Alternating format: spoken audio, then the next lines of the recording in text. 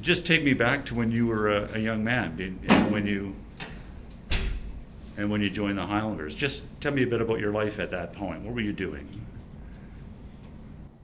I was a newly minted lawyer, having just graduated from law school.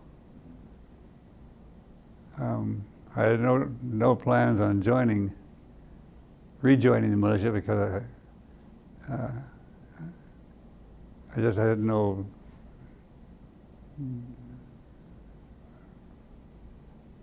urge to join.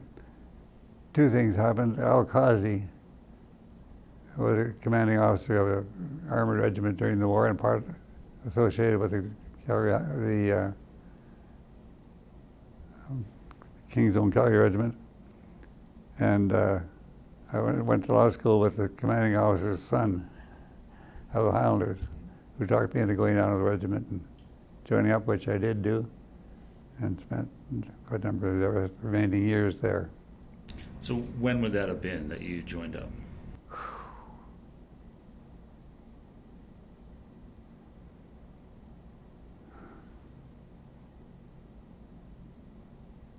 '52, I think. I think I was called to the bar in '53. Yes, I was. '52. So you said something. You said about rejoining the militia. Had you been in before? I was in the 19th Armored Car Regiment when I was in Edmonton in law school. And of course, being in Edmonton and transferring to Calgary, I ended the militia involvement. So early 1950s, you joined the Highlanders. Yep. Like, what are your initial impressions? My relatives weren't too happy. Of course, they're all Irish, and they left Ireland because of the English persecution. But it was nobody objected to it. I was the only son in the family, and they didn't take exception to my joining. My mother didn't like it too up until a while, but I joined the Highlanders anyhow, and remained there for quite some time. What kinds of, like, what memories do you have of just what it was like back then in the mid 1950s in terms of training, uniforms, the things you did, just in general? I wasn't a member of the regiment for parade purposes because I was an officer cadet, which is the lowest form of Army life. And I went through the whole 4 years before I got commissioned. Then I just stayed with the Highlanders as a platoon commander, became assistant adjutant, was the adjutant for years. And then for various reasons, promoted to major and ultimately colonel. In the mid 1950s, so I mean, the war hasn't been over for a decade, or is just over for a decade. Like, how healthy was the regiment in terms of, like, the number of soldiers, the equipment they had? All Second World War. We had, and always did have, good NCOs in our regiment. It was the backbone of the regiment, but our NCO staff. And that same thing happened just after the war. We had good NCOs. And they sustained the regiment. I think Sam will bear that up.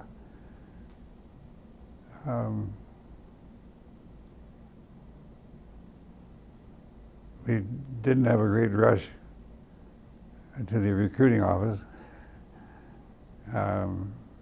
although we had a steady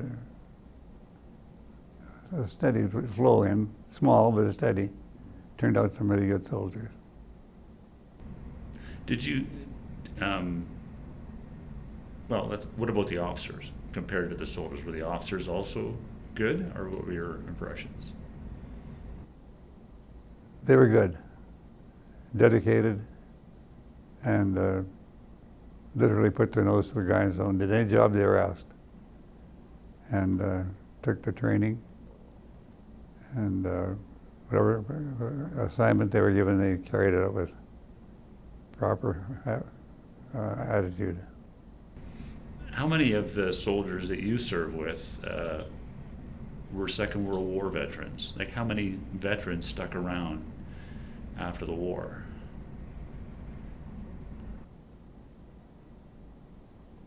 I, right offhand, can't give you an active number because we had companies in the country too. Like we had Drumheller and Vulcan and countries lying like that who had officers attached and NCOs attached. That's company personnel. Well, what was that like? I mean, now the Highlanders are just at Mawada, but having those dispersed companies and platoons, did that work effectively? What do you recall? Those who were in it were usually veterans, carried the regimental spirit forward and were quite easy to deal with. But ultimately the country regiments, the country or companies just faded. Whereas the Army in Calgary sustained because it was always a base here. But as the old soldiers died away, the young youth in the country didn't respond. So it sounds like recruiting was even harder. Recruiting is harder. Okay.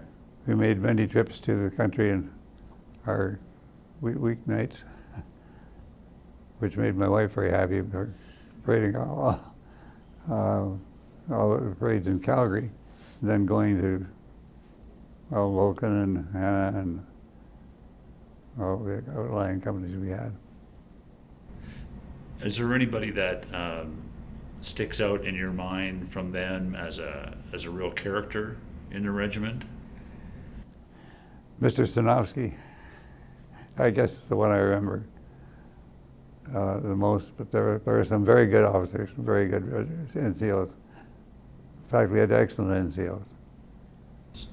So we, in the brigade now, here in Alberta, we have a Stanovsky trophy for the best, and they've had it for years, but we've kind of reinstituted it. But obviously, we don't know much about Mr. Stanovsky. Can you tell me a bit about him? Like what kind of an RSM was he? What kind of a soldier? He was the RSM of RSMs.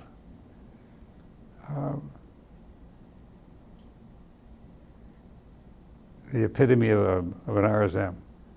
The ground shaked when he walked by.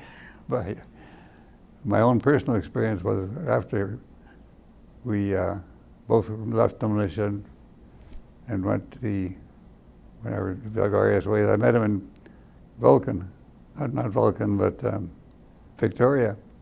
He had retired there, and I couldn't believe how short he was. I thought he'd be ruled head and shoulders over me, but he came up to me and put over my shoulders. I couldn't believe I was talking to the same guy. But it was Stanovsky, all right, and he was some soldier. Yeah, but he wasn't a Highlander originally. I think he was like a service corps or something like that. My knowledge, my memory is he was a service corps officer attached to a service regiment. And Army Service Corps. So it sounds like he filled the role of God within the regiment. Is that? Yes. When he spoke, the earth shook. And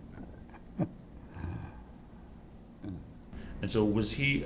I'm sorry, I haven't researched this, but was he the RSM when you were the commanding officer? He became the RSM, yes. Okay. So what kind of a working relationship did the two of you have? How did you get along? Got along fine. But he was a soldier's soldier. He would, if you're the CO, you're the CO, period. And you act as such. If you're a regimental sergeant major, you act as regimental sergeant major and expect the world to worship at your feet. He was an excellent soldier. You said there were excellent soldiers and excellent officers.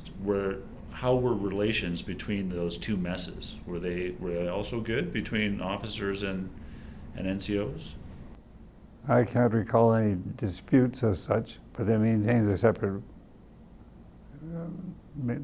independence, separate quarters, and they ran by their separate functions without interference from the other mess. So what was it? I'm curious, like your personal life. You're a new lawyer, a young lawyer. You've got a family.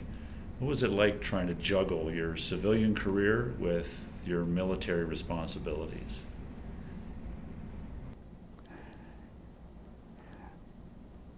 It was very difficult, simply because it was time-consuming. And with our country brothers in the regiment, we had, of course, travel at least usually once a week to one or other of the outlying companies. It was very hard on completed or fixed with a job of an articling lawyer. The Army was much time consuming and left little time at home. But our marriage lasted, and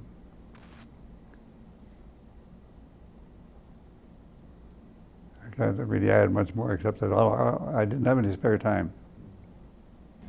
Did you ever have any regrets about following your friend into the Highlanders initially because of that? No.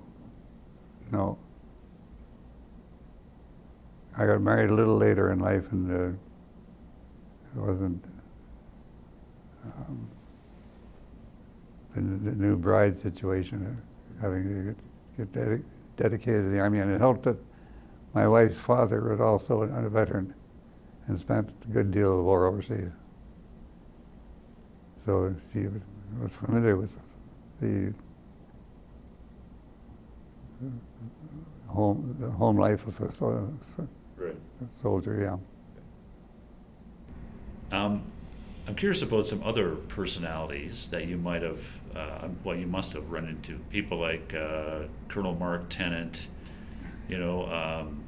Ross Ellis, any of those. Can you tell me anything about some of those Second World War veterans that you would have met back then?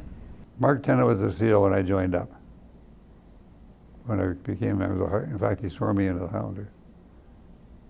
But he was a character among characters.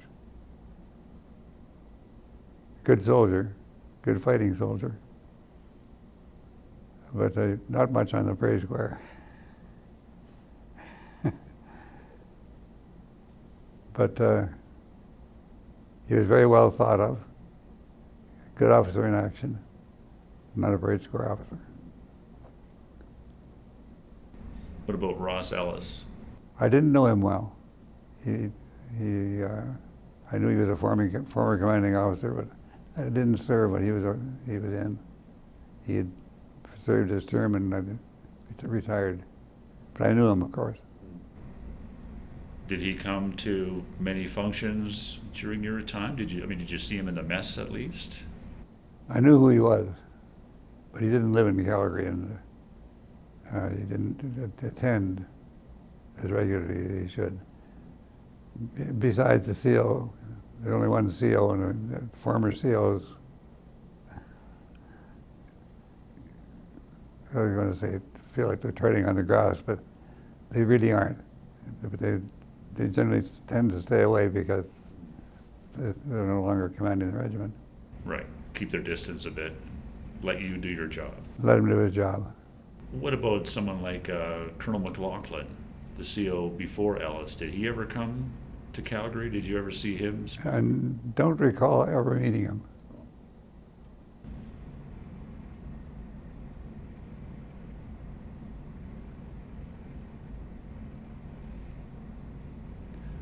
There's another event that important relationship that started in the 1950s, which was the relationship between the Highlanders and the United States. 161st? Yeah, 161st out of Spokane. Yeah. What are your memories of how that all started and how it worked initially? Like, did you have a role in that? I attended all the dues, but I didn't have any that I can recall any role in playing in organizing it or in setting it up or sustaining it.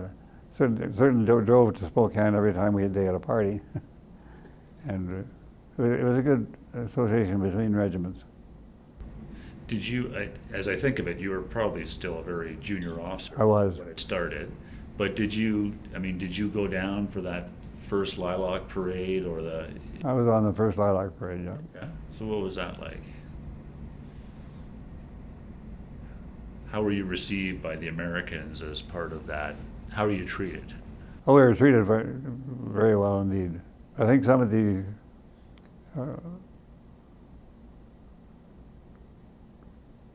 parade crowds were wondering how we could be soldiers.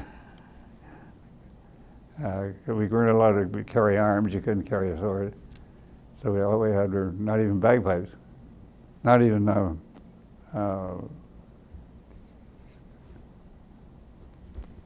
fake weapons we couldn't carry. I can't remember whether they let us carry our ski dues or not. They were worried about people carrying weapons on U.S. soil, of course. But they treated us very well indeed. True brother officers. It must have been quite the party. Yeah.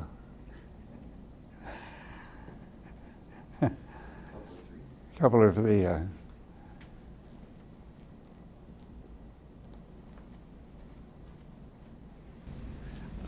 Okay. If we could sort of start moving, that's kind of the 1950s. Are you doing okay so far? Are you comfortable still? Well, I'm comfortable, but I'm not doing well in the interviews. You're doing fine, Dad. You're making me laugh. That's good. So getting into the 1960s. Well, maybe just one last question about the 50s. What kind of training did you do in maybe during the year or in the summertime? Like field training. I was just going to say standard infantry training. Ideally, you'd spend the summer out in the field, literally in the field, and in the wintertime you'd do your parade square and duty up parades and mess dinners and all kind of stuff. But by and large, the summer was dedicated to outdoor training and the winter to indoor training, of course. And do you recall where you did it? Did you do it at Sarcee here near Calgary, or did you go to Wainwright? All of the above. Okay.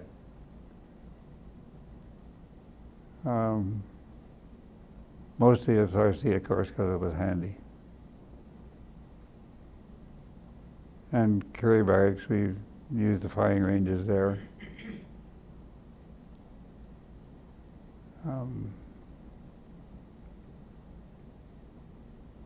Bear in mind, we didn't have a whole horde of troops either to train, so the armory's floor could certainly contain what troops we had for drill and such as that. How good were your numbers at that time in the regiment? Even a ballpark figure, do you recall?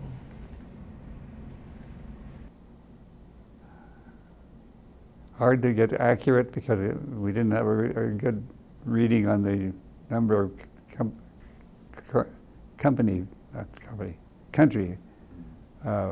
fellows that paraded. But I'd say, would 100 be too much, Sam? That'd be about it. Okay. I would think so. And when it came to things like training and social events, how were your relations with the regular army here in Calgary, like the PPCLI or Queen Zone, the regiments that were here at Curry Barracks? Did you have good relations with them? The Patricias we did. But I wasn't in the unit when the Queen's Own were here, so I don't have any experience with them. But the Patricias were brother soldiers and treated as such, not look down the nose and the citizen soldier or sort of thing. I never found any difficulty getting their assistance for opinions or aid of anything they could give. Bearing in mind that they had very, very strict rules regarding their equipment too, and the use of it, and lending it out to the militia. If we could, so you stay with the regiment into the 1960s, but now I would imagine, right, with things like the Vietnam War, the politics in Canada are changing as well. What do you think were the main differences between the regiment when you joined it in the 50s and the 1960s? How did things change over like the next 10 years, 15 years as you were serving?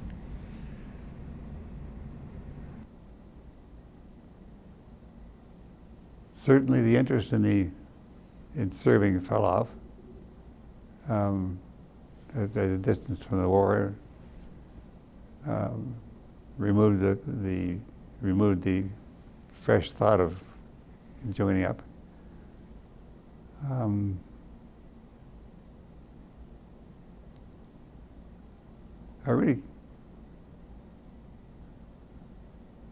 There wasn't a line up at the door, put it that way.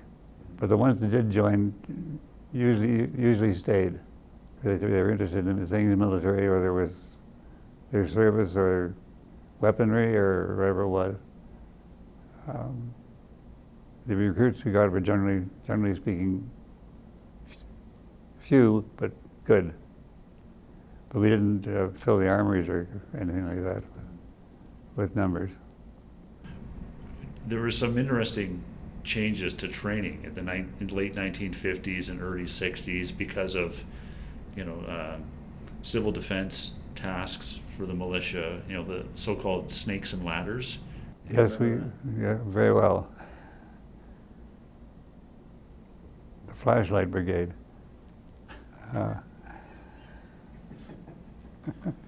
But we did train for civil defense, they called it. We had first aid training and entering wrecked buildings and things like that for recovery of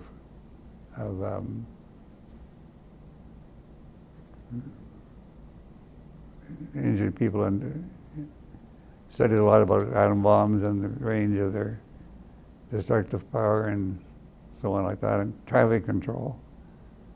How to use a squad of soldiers with fixed bayonets to control soldiers and so on. Control mobs.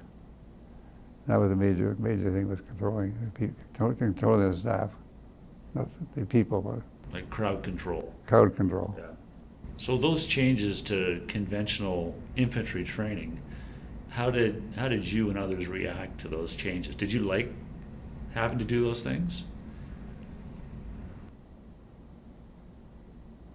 No, but you knew it was necessary. There was no war going on.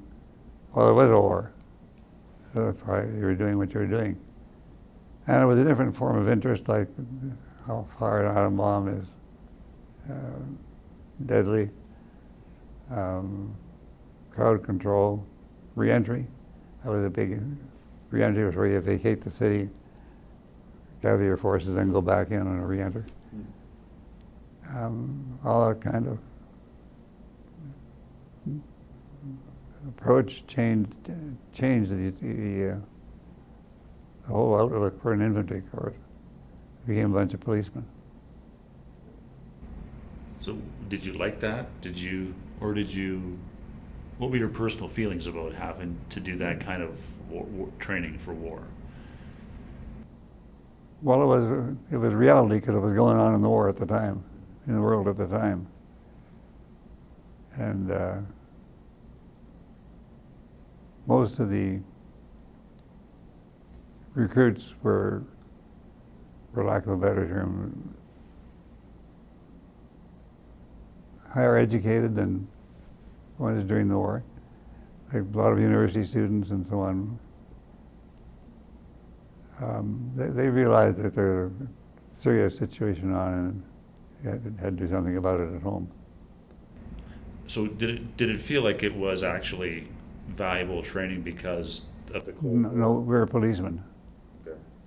and nobody had any experience as policemen.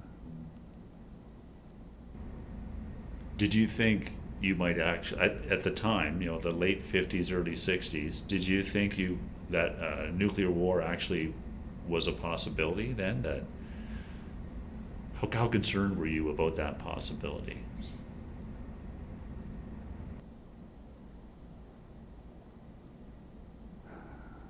Certainly we were concerned, but not to the extent that we were expecting a call to arms at any given time. But by the same token, we were certainly aware, and we kept being reminded of the effects of an atom bomb and its distance. It affects the civilian population to a great degree, but unknown how much the damage would be and how far it would extend. But you learn a bunch of interesting facts. For example, we have a cabin at Chestermere Lake at the time, and an atom bomb going off in Calgary would burn the paint off the cabin. Which things like that made it interesting to, and a whole new fold of field of study. So how did all that affect morale at the time in the unit?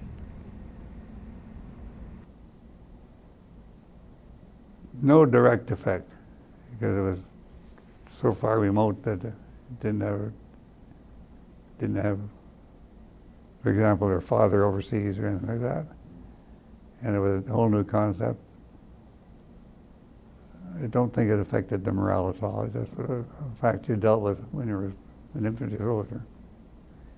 Do you think it degraded your conventional infantry skills because you had to focus on these other things? No doubt.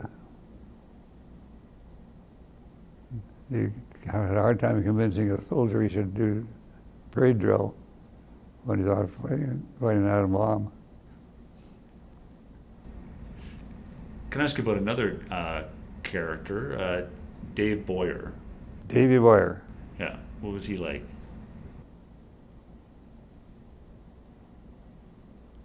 He was, every RSM is his own character. And Davy certainly was a character.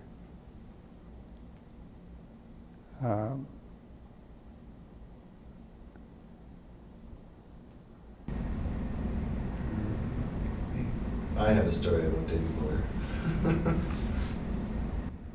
Is there something? Go ahead. He was a short man with a vicious left hook.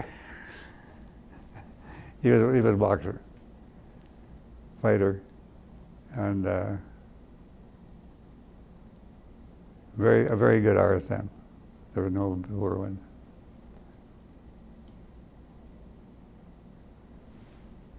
They all fall into the same role, sort of a thing, so they're difficult to distinguish one from the other. But he certainly did his job, and it just occurred to me now that he also was short like Zanowski, but stood about 10 feet tall when you're standing near him. So was boxing? I know that there was boxing in the Canadian Army then. Did members of the regiment like Boyer compete? No. No? Okay. Davy Boyer may have, but certainly not amateur night. So how did the vicious left hook, was that something that it wasn't like in the ring, that was like fighting outside the ring? He did amateur fighting outside the ring, yeah.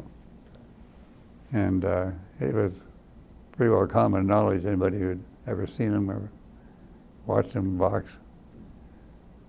Short man with a vicious left hook.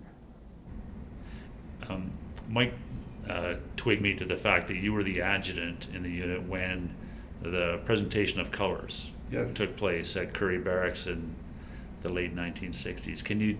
What can you tell me about that event and all the pomp and ceremony?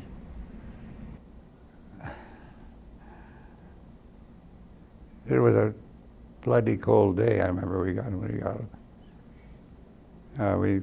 We set up for about 1,000 visitors. I think we got 40. Sorry, you set up for 1,000 and you got 40? Yeah, or 400. Yeah, but very few numbers. All the bleachers were empty and the blizzard was blowing. And in fact, pictures of Bob Sundberg and myself with the colors is in the Museum of the Regiment.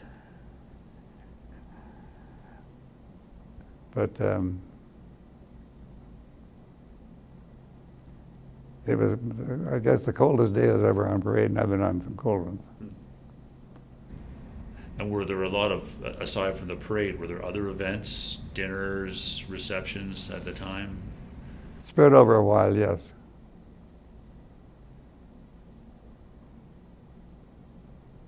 Nothing I can recall that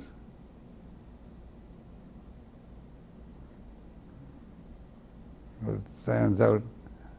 A mess dinner is a mess dinner, and we had lots of them. What about now there's now the late 60s, there's the Vietnam War in the States, which is all over television. And then in Canada, the Liberal government, the Trudeau government, is now unifying the armed forces, right? Big changes to the Army, for example. What were those times like?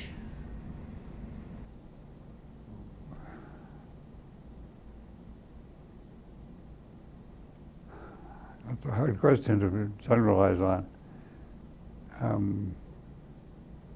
Speaking personally, it didn't have any effect on me at all. I had my dress uniform, I had my battle dress, and just carried on with that. But it was a general feeling amongst the serving soldiers that they're being, well, not mollycoddled.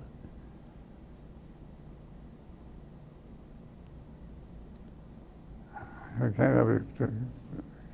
just can't collapse the whole feeling. What about just, like, I mean, it was a very big, broad question, but just how did it change how you did things in the Highlanders? Didn't really. No? Not in any basic thing. Infantry are still infantry. Mm-hmm. They get dirty and they stay dirty a lot of times, and they do a lot of parading around the square, so your uniform doesn't affect that too much.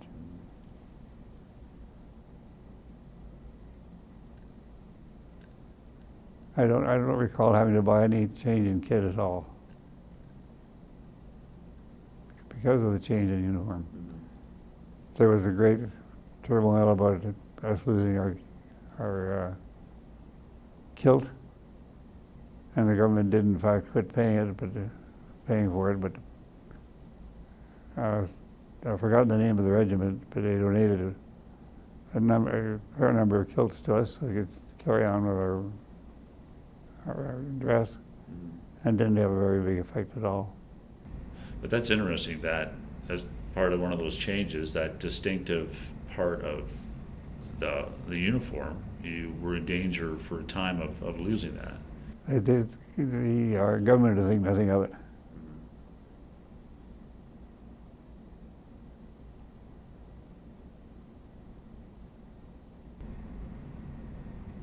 So when you became the commanding officer, what sort of challenges do you remember having to deal with, or frustrations? I didn't have a regiment.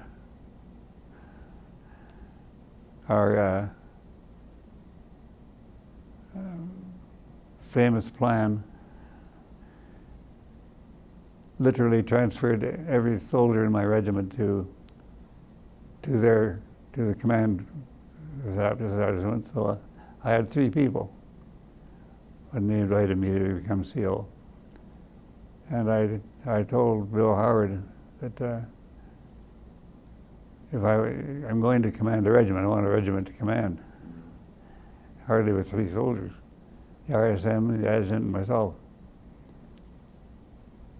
And he promised me that there would be a regiment, and ultimately there was.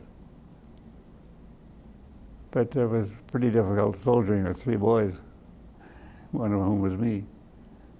So can you just explain that?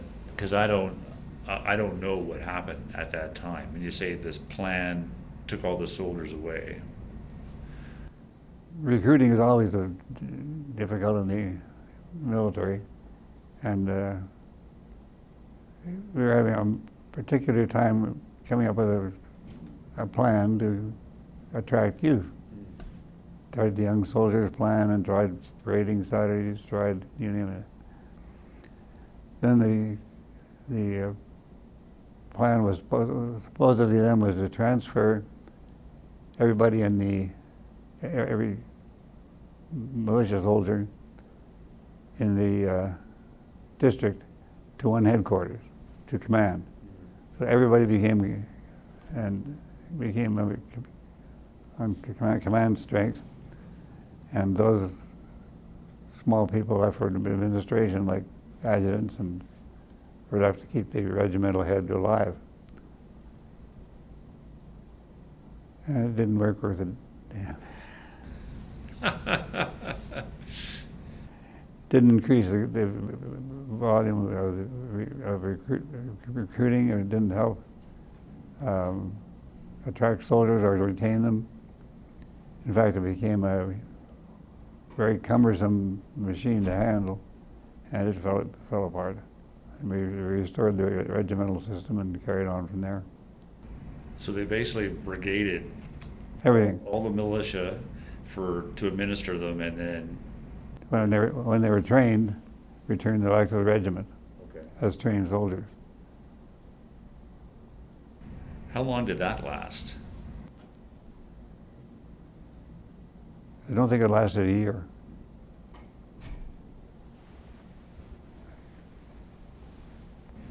And you mentioned, you want to take a break for a second? No, it's fine. You mentioned Bill Howard. Yeah. Another name that I've heard, but well, that's a good one, yeah.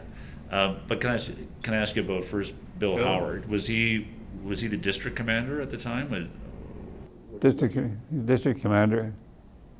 He was also a full-time lawyer.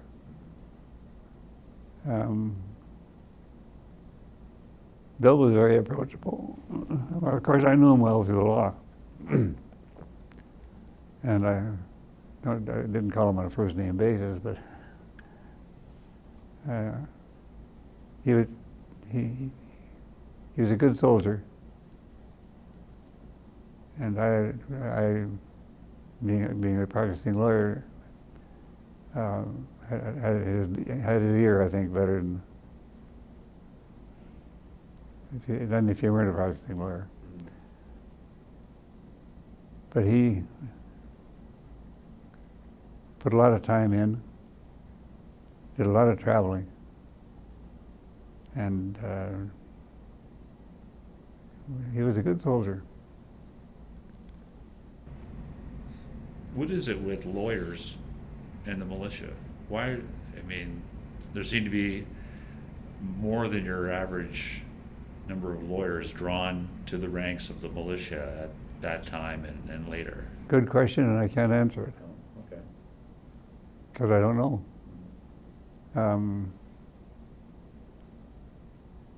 Of all people who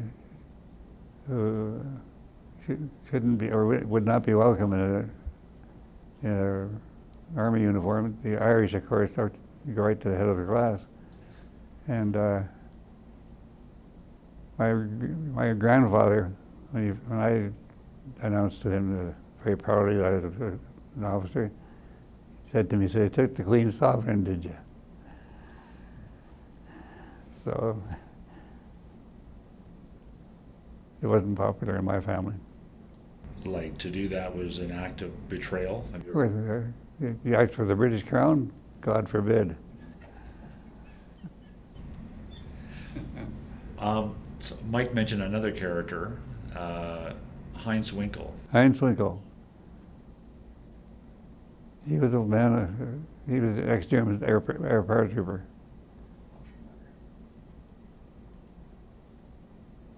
Good soldier.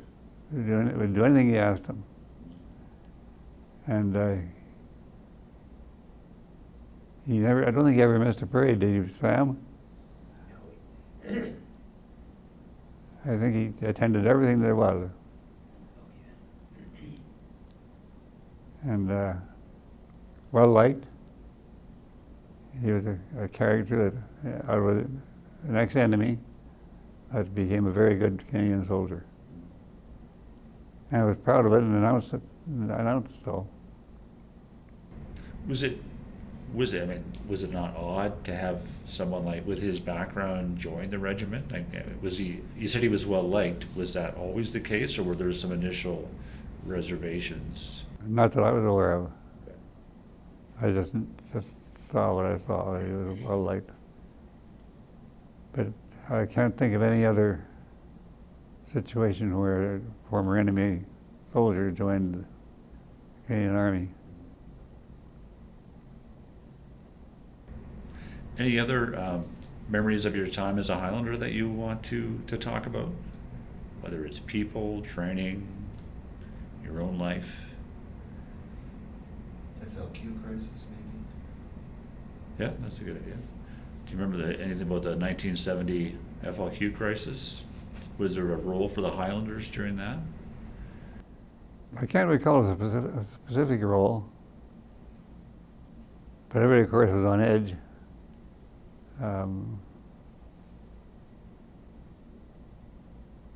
But I don't recall anything we did in particular. Okay. So you, as far as you recall, you weren't called out to assist no. with security or No. nothing like that? Do you remember Gordon Barrow at all? Very well, very well. He was a character. We had a lot of policemen in the regiment who were generally the NCOs and junior officers. Gordon Barrell was a motorcycle cop, and he also was a captain.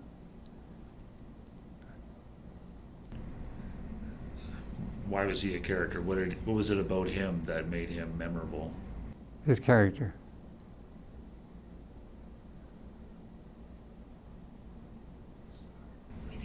So did you retire from the militia after you were the commanding officer? Yes. And why did you make that decision?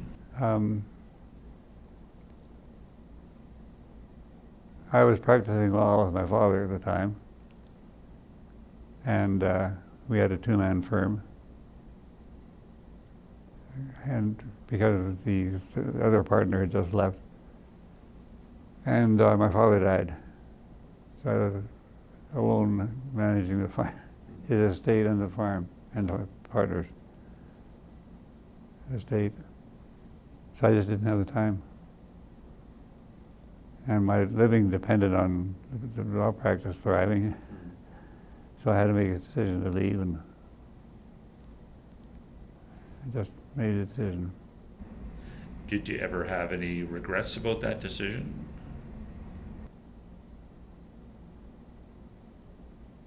Yes. I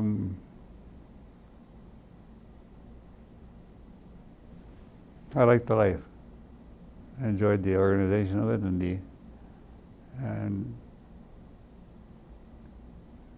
well, even the opportunities we had. But it just wasn't going to work out for me. Which is what happens to so many of us. Oh, yeah, that's There's right. Different cycles in your life, your family, of different level of commitment that you're able to maintain. And this, of course, came up out of the clear blue sky. My father died on a plane going to Panama, would you believe? That was the first big problem to get them home.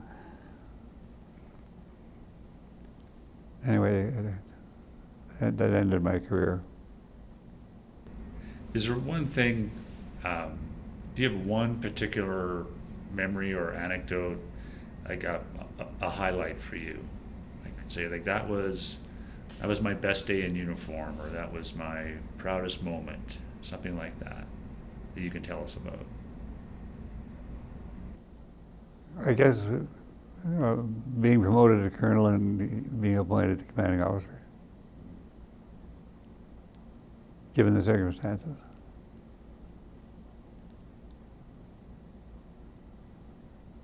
Yeah, that's, and of course all the men I met and the friends I made in the unit.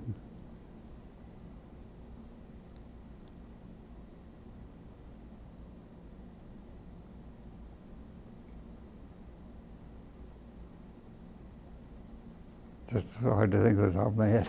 And I'm just curious, when you were the commanding officer, were you well supported by the,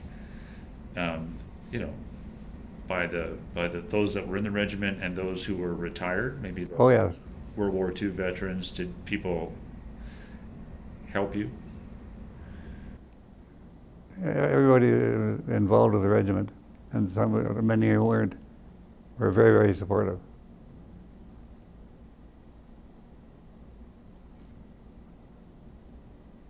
We had a difficult time raising recruits, of course.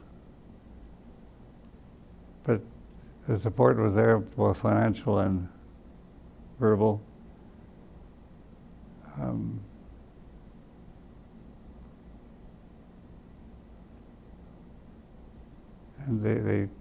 they would give their personal support to the CO. Who was the honorary colonel when you were the commanding officer? Do you recall? Oh boy. Sammy Nickel? Sam Nickel? Simon Nickel was, yeah. And Harvey had died by that time, hadn't he? Yes. Yeah.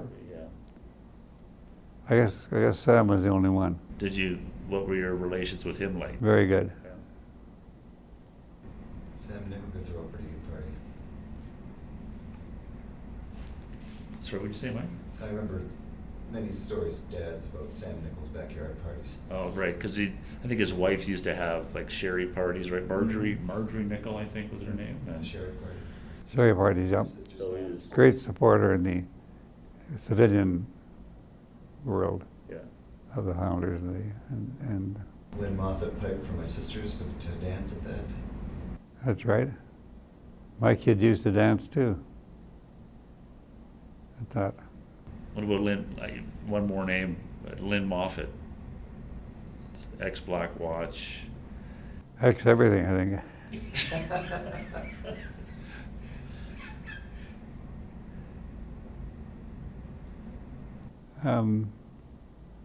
I didn't know Lynn very well.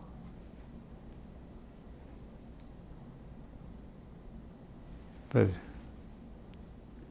he certainly was a well-traveled officer. Permanent force and militia.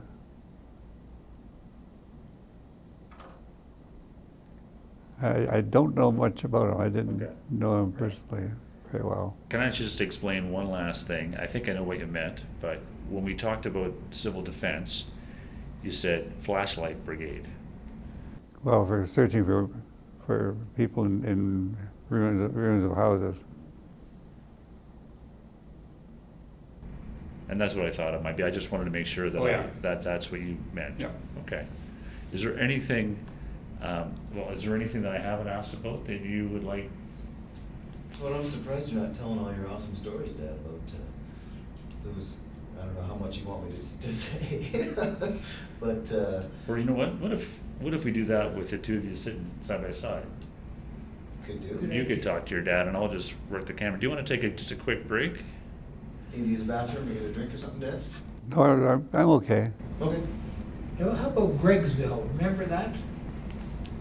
Vaguely, yes, I remember it being set up at Sarcy Camp. Yes. What was that? it was an artificial building of a town for re-entry purposes. Being atom bombed and vacated, and the populace having to be withdrawn, then re-enter the Greggsville. Gregg was the commanding officer at that time of the whole establishment in Calgary. Funny Gregg, they used to call him. So you would train there. Were those buildings, were they concrete? Were they wood? Wooden. Wooden. Yeah. Temporary. Like farmer granary. Okay.